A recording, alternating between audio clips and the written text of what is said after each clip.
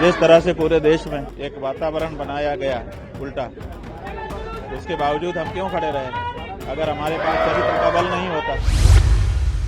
शंकराचार्यांवर पॉक्सोखाली गुन्हा, 2 अल्पवयीनांचे गंभीर आरोप, नेमकं सत्य काय? योगी सरकार व शंकराचार्य आमने सामने, वाद कोणत्या टप्प्यावर? देशभरात एक असा मामला पेटलाय की धार्मिक क्षेत्र, राजकारण आणि कायदा तिन्हींच्या दारात खळबळ माजली आहे. ज्यांच्या नावाने लाखो लोक डोक्यावर हात ठेवून आशीर्वाद घेतात, त्यांच्यावर आता एक असा आरोप झाला की एखाद्याला ऐकूनही धक्का बसेल. आरोप इतका गंभीर की पोलिसांपासून ते न्यायालयापर्यंत सगळीकडे वातावरण मात्र तंग झालंय. नेमकं काय घडलं, हा वाद कसा पेटला आणि पुढचं पाऊल अटकेचं असू शकतं का, जाणून घेणार आहोत या व्हिडिओमधून.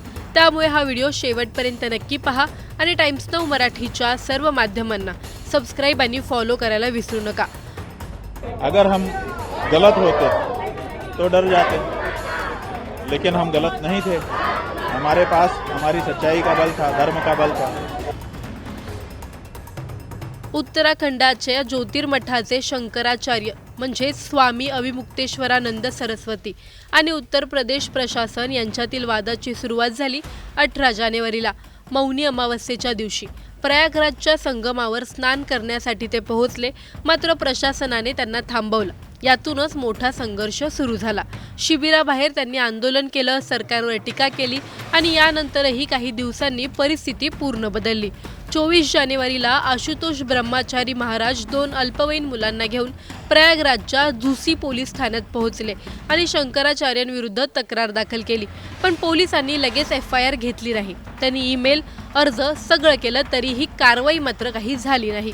यानंतर 8 फेब्रुवारीला आशुतोष महाराज मुलांना घेऊन थेट न्यायालयात गेले. न्यायालयात 2 मोठे आरोप केले. पहिलं म्हणजे शिबिरात अल्पवयीन मुलांकडून काम करून घेतलं जातं आणि त्यांचं लैंगिक शोषण होण्याची शक्यता असते. आणि दुसरा आरोप म्हणजे शंकराचार्यांनी बनावट लेटरहेड आणि दस्तऐवज वापरून स्वतःला शंकराचार्य म्हणवत अधिकाऱ्यांना चुकीची माहिती दिली आहे. न्यायालयाने दोन्ही मुलांचे जबाब स्वतः घेतले. मुलांनी दावा केला की 2025च्या महाकुंभ मेळ्यात त्यांच्यावर अत्याचार झाला व ही गुरूंची सेवा आहे असं त्यांना सांगितलं गेलं. न्यायालयाने हे आरोप अतिशय गंभीर मानले आणि पॉक्सो कायद्यानुसार FIR नोंदवण्याचा आदेश पोलिसांना दिला. 21 फेब्रुवारीला झुसी पोलीस ठाण्यात शंकराचार्य आणि त्यांचे शिष्य स्वामी मुकुंदानंदगिरी यांच्यावर पॉक्सो कलम 5, 6, 3, 4, 16 आणि 17 अंतर्गत गुन्हा दाखल झाला. यामुळे आता अटकेची शक्यता दाट झाली होती. पॉक्सो कायद्यानुसार अशा प्रकारच्या गुन्ह्यात 3 ते 7 वर्ष तुरुंग आणि गंभीर अत्याचार सिद्ध झाल्यास जन्मठेप किंवा फाशीची सुद्धा तरतूद आहे. पोलिसांनी तत्काळ तपास वाढवला. एक पथक हरदोईत पीडितांच्या कुटुंबाचे जबाब घेत आहे, तर दुसरं पथक वाराणसीत पोहोचलं आहे, जिथे शंकराचार्य सध्या असतात. वाराणसीतच त्यांनी वकिलांसोबत बैठक घेतली. मी पळत नाही, पोलिसांना सामोरं जाईल, अशी त्यांची पहिली प्रतिक्रिया होती. त्यांनी आशुतोष महाराजांना गुन्हेगार ठरवत राजकीय सूडबुद्धीचा आरोप केला.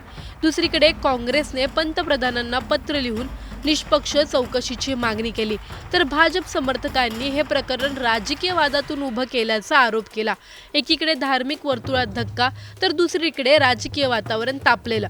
आणि या सर्वात सगळ्यात मोठा प्रश्न म्हणजे हा आरोप खरा आहे की राजकीय डावपेच आहे.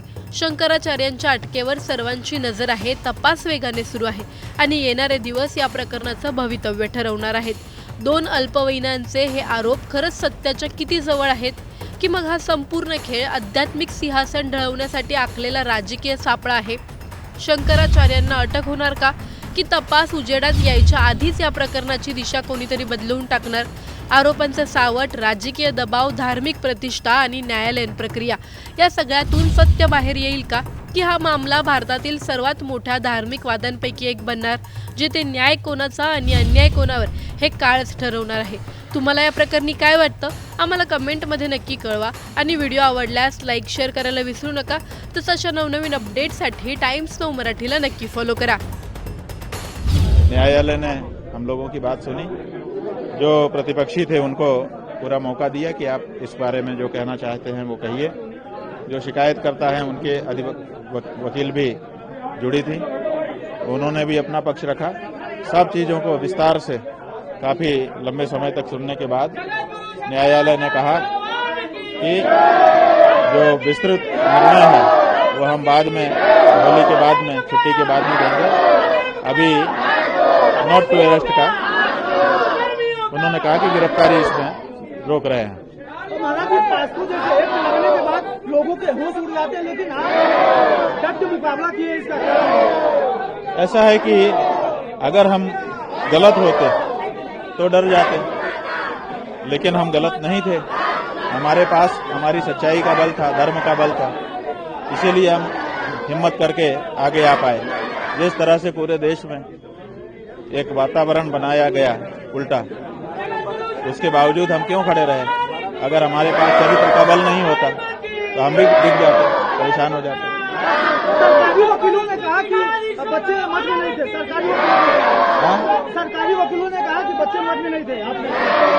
अब उन्होंने स्वीकार कर लिया, पहले अलग प्रचार कर रहे थे।